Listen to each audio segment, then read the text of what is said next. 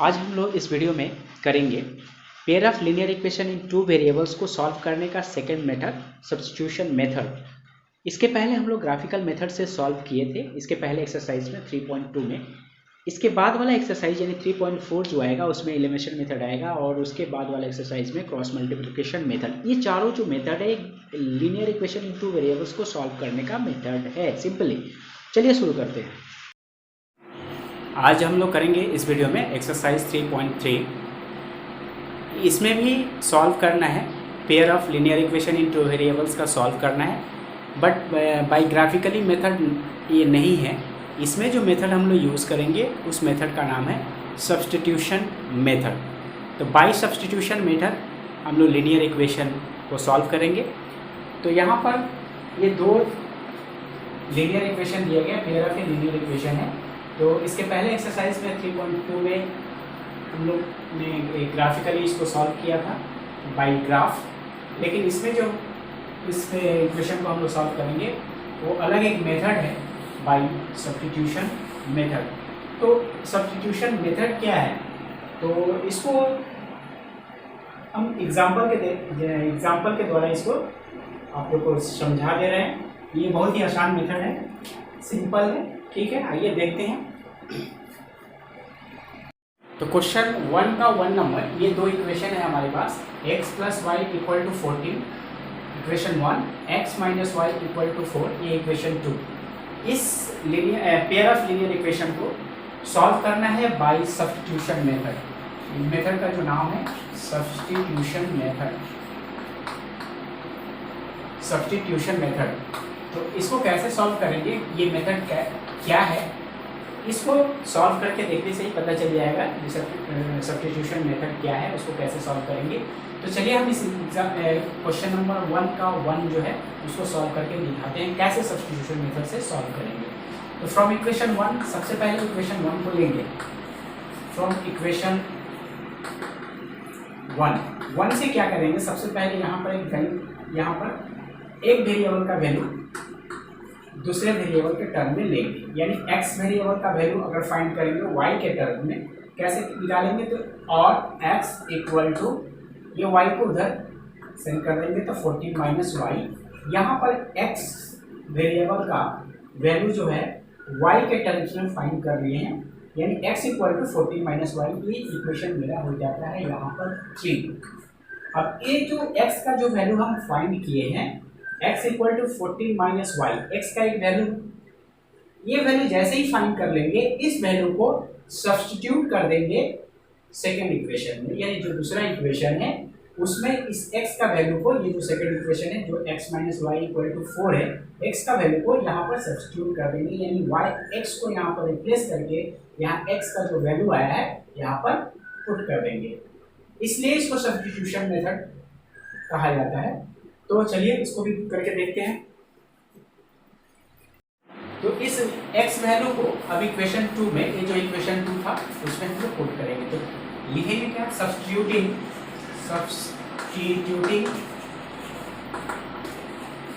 The value of x in equation 2 equation 2 में put करेंगे। तो इक्वेशन 2 पहले यहाँ पर लिखते हैं, इक्वेशन 2 को लेते हैं। इक्वेशन 2 है x minus Y equal to 4, ये इक्वेशन 2 था। अब x का वैल्यू को हम क्या करेंगे, इसमें सब्स्टिट्यूट कर देंगे, यानी x को रिप्लेस कर देंगे और x के जगह लिखेंगे 14 माइनस वाई। इसको बोला जाता है substituting the value of x in equation 2, ये इक्वेशन 2 था। तो और यहाँ पर x का जो वैल्यू है 14 माइनस वाई, यहाँ पर रखेंगे 14 माइनस वाई, ये x का जगह हो गया और माइनस वाई पहले से है इक्वल टू 4। अब इसको सॉल्व करेंगे तो ये 14 माइनस वाई मिलकर हो जाएगा 2y, यानी 14 माइनस 2y इक्वल टू 4 आ गया। यहाँ पर माइनस 2y इक्वल टू हो जाएगा 4, ये 14 राइट साइड से करेंगे माइनस 14 हो जाएगा, यानी माइनस 2y इक्वल टू हो जाएगा माइनस 10, ये माइनस माइनस यहाँ कैंसिल हो जाएगा, यानी y इक्वल टू 2 डिवाइड हो जाएगा तो y इक्वल टू निकल जाएगा, यहाँ पर y का वैल्यू आ जाएगा 10/2 मीन्स इक्वल टू 5, यानी y का वैल्यू आ गया। y का वैल्यू निकल गया। अब यहाँ से y का वैल्यू जैसे ही हम y का वैल्यू हम जैसे यहाँ पा जाएंगे, इस y का वैल्यू को क्या करेंगे, इक्वेशन 3 में भी पुट कर सकते हैं, 1 में भी पुट कर सकते हैं, किसी भी इक्वेशन में पुट कर देंगे। तो हम मेरा चॉइस रहेगा जब भी y का वैल्यू आए हम इक्वेशन 3 में पुट कर देंगे। यानी अगला स्टेप हो जाएगा पुटिंग द वैल्यू ऑफ, यानी substituting the value of y in equation, फिर से देयरफॉर substituting the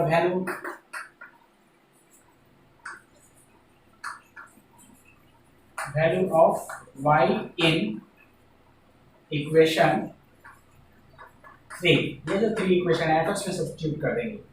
इक्वेशन 3 क्या है उसको, ठीक है, तो इस y वैल्यू को सब्स्टिट्यूट करेंगे। Substituting this value of y in equation 3। Equation 3 क्या था, x equal to 14 minus y। Therefore क्या हो जाएगा, x इक्वल टू 14 और y का वैल्यू यहाँ पर आ गया है 5, माइनस 5 पुट कर देंगे, यहाँ पर 5 हो गया, x इक्वल टू आ गया 14 माइनस 5 मीन्स 9। देयरफॉर सॉल्यूशन मिल गया, x का वैल्यू 9 एंड y का वैल्यू 5। ये हमारा आंसर होगा कि इस तरह से हम लोग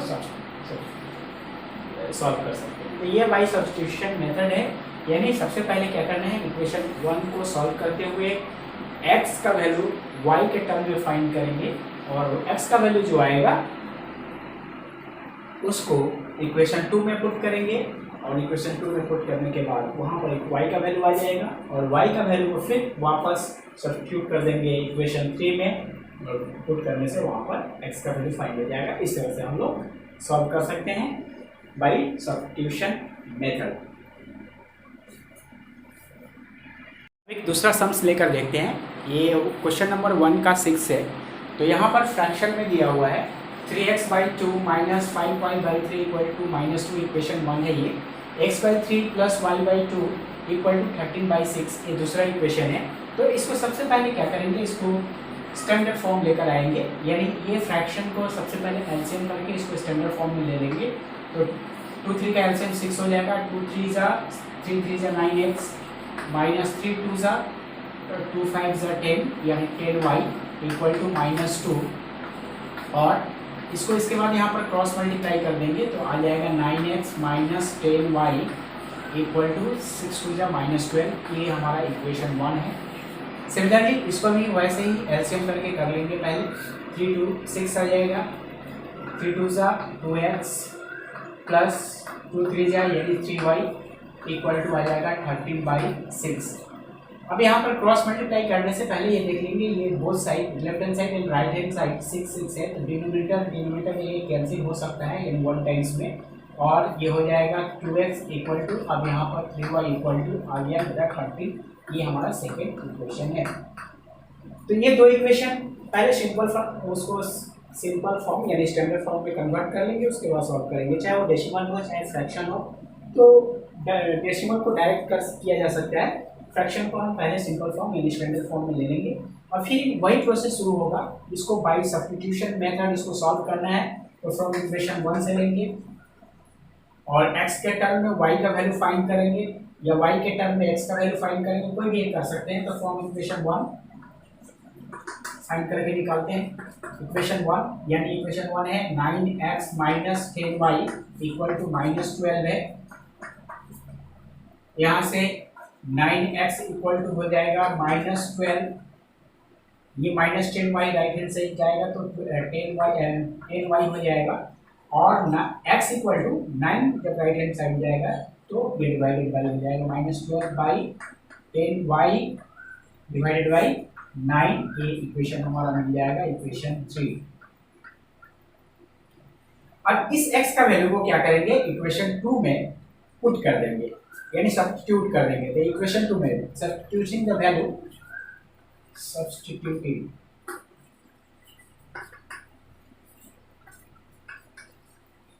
value of x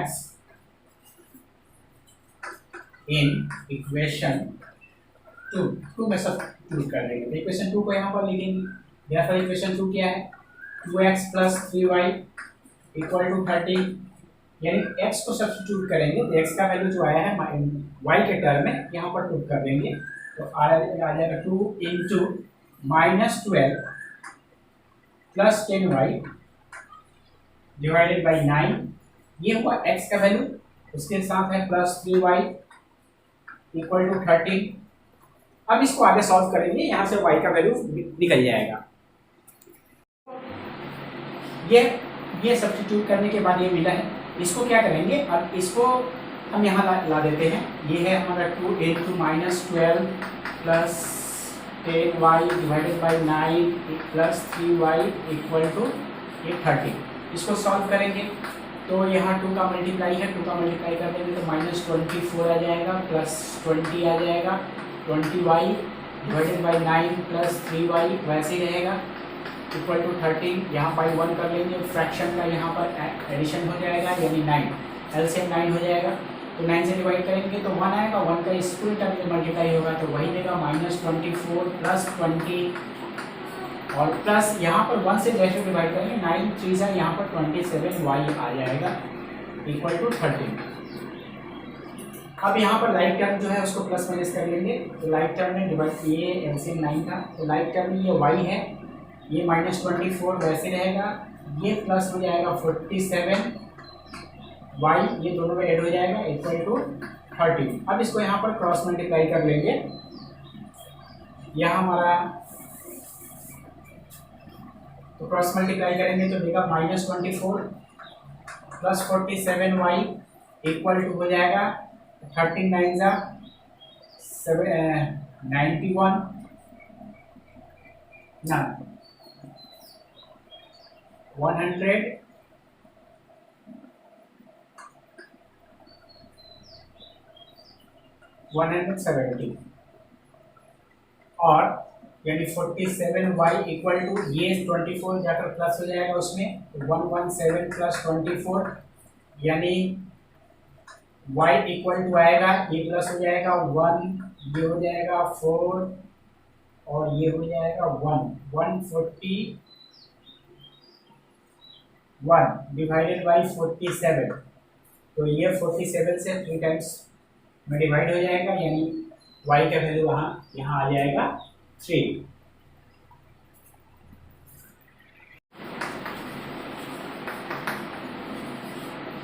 this value of y in equation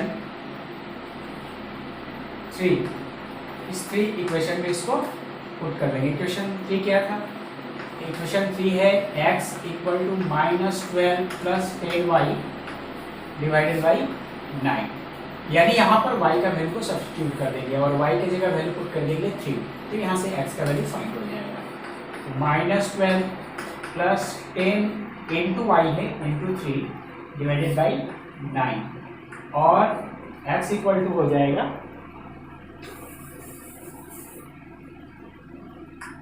-12 plus 30 divided by 9 यानी x इक्वल टू आ जाएगा यहाँ पर 18 divided by 9 means 2, therefore x का वैल्यू आ गया 2 एंड y का वैल्यू आ गया, पहले से आया हुआ है 3, ये हमारा दो आंसर होगा।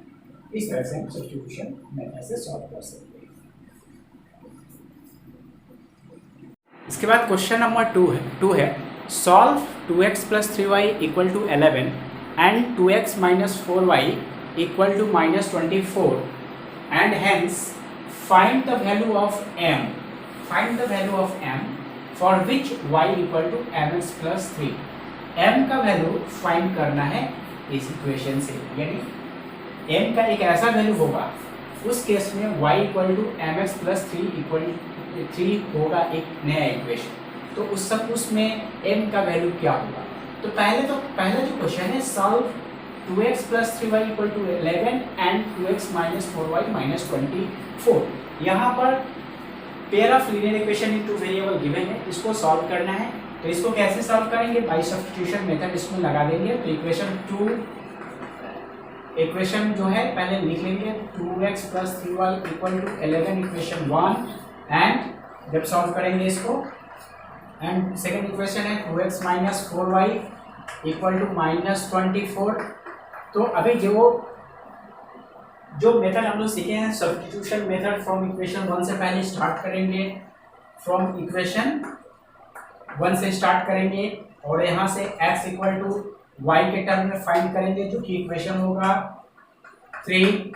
उसके बाद इस x का वैल्यू पुट कर देंगे, x का वैल्यू इक्वेशन 2 में पुट करेंगे तो वहां से y का वैल्यू आएगा, फिर उस y का वैल्यू को इक्वेशन 3 में पुट कर देते हैं तो x का वैल्यू फाइंड हो जाता है।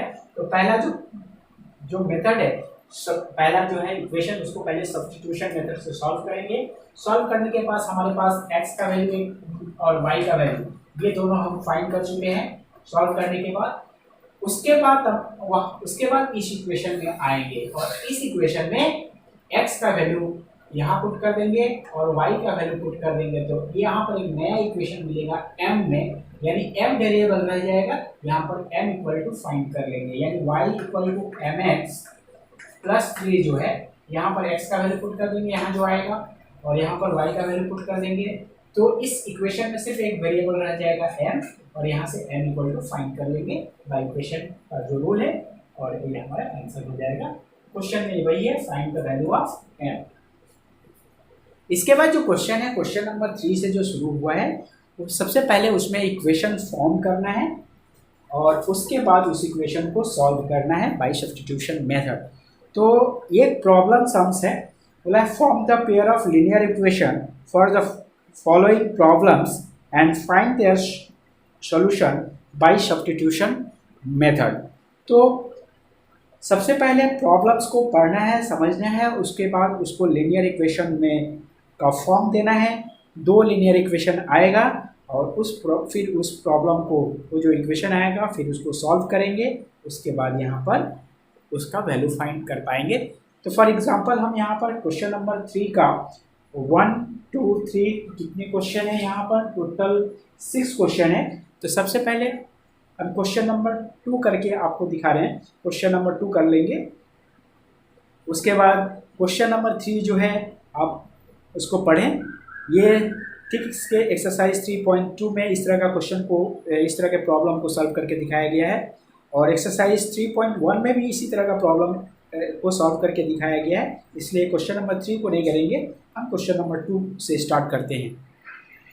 क्वेश्चन नंबर 3 है, ये प्रॉब्लम सम्स। पहले प्रॉब्लम को पढ़ के उसको इक्वेशन में कन्वर्ट करना है, इक्वेशन बनाना है, उसके बाद उसको सॉल्व करना है। तो सबसे पहले इस प्रॉब्लम को पढ़ते हैं, देखते हैं क्या दिया हुआ है। The larger of 2 supplementary angles exceeds the smaller by 18 degree. यानी सप्लीमेंट्री एंगल्स तो सिंगल एंगल होता नहीं है, 2 एंगल मिलने के बाद जब 180 डिग्री बनाता है तो उसको सप्लीमेंट्री एंगल बोला जाता है। तो यहाँ पर the larger of 2 supplementary angles exceed the smaller by 18 degree, यानी 2 एंगल है, एक लार्जर एंगल होगा तो एक स्मॉलर होगा, लार्जर तो स्मॉलर। तो यहाँ पर जो कंडीशन दिया गया है, जो larger angles exceeds the smaller angle by 18 degree, यानी ये 18 डिग्री ज़्यादा है स्मॉलर से। तो एक तो कंडीशन ये है, इसके यहाँ पर एक कंडीशन ये है, इस कंडीशन से एक इक्वेशन फॉर्म किया जा सकता है, लेकिन और एक कंडीशन चाहिए क्योंकि ये यहाँ पर 2 वेरिएबल्स का सम्स है। तो 2 वेरिएबल्स मतलब 2 कंडीशन होना चाहिए, 2 इक्वेशन फॉर्म होगा। तो सबसे पहला बात करेंगे 2 सप्लीमेंट्री एंगल्स। तो द लार्जर ऑफ 2 सप्लीमेंट्री, तो सप्लीमेंट्री एंगल्स जो होता है कभी भी अकेला नहीं होता है, इसमें 2 एंगल्स मिलकर 180 बनाएंगे। तो यहाँ से हमको 2 आइटम्स यानी 2 अलग अलग वेरिएबल्स को लेट करना होता है, तो हम दोनों एंगल को लेट कर लेंगे। तो सॉल्व कैसे करेंगे, सॉल्यूशन हमारा होगा let x and y be the supplementary angle. ये सप्लीमेंट्री एंगल है, अगर ये दोनों सप्लीमेंट्री एंगल है इसका मतलब ये दोनों का सम जो होगा 180 डिग्री होगा, B the supplementary angles. Therefore, according to the question, अगर एक क्वेश्चन के हिसाब से चले, अकॉर्डिंग टू द कंडीशंस या क्वेश्चंस बात करें तो ये x एंड y दोनों सप्लीमेंट्री एंगल्स है each other. Therefore, according to the question बात करेंगे तो ये दोनों को जब प्लस करेंगे x प्लस y तो इक्वल टू 180 डिग्री होगा, यानी यहाँ पर डिग्री नहीं लिखेंगे, इक्वेशन फॉर्म है देयरफॉर 1 होगा।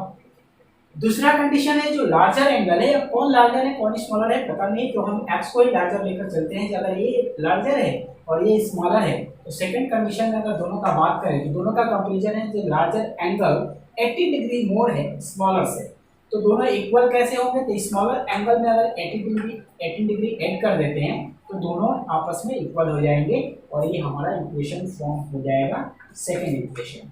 अब जैसे ही इक्वेशन फॉर्म हो गया हमारे पास दो इक्वेशन आ गया, x plus Y equal to 180, x equal to y plus 18 degree. अब इसको सॉल्व कर लेंगे बाई सब्स्टिट्यूशन मेथड, और ये मेथड अब बताने का ज़रूरत नहीं है, हमको ऐसा नहीं लगता है कि फिर से इसको बताना पड़ेगा एक्स वाई का वैल्यू फाइंड करने के लिए। तो यहाँ से सब्स्टिट्यूशन मेथड से सॉल्व करेंगे, x का एक वैल्यू आएगा, y का एक वैल्यू आएगा। x का जो वैल्यू आएगा एक एंगल होगा और दूसरा जो y का वैल्यू आएगा दूसरा सप्लीमेंट्री एंगल होगा, और ये हमारा आंसर हो जाएगा।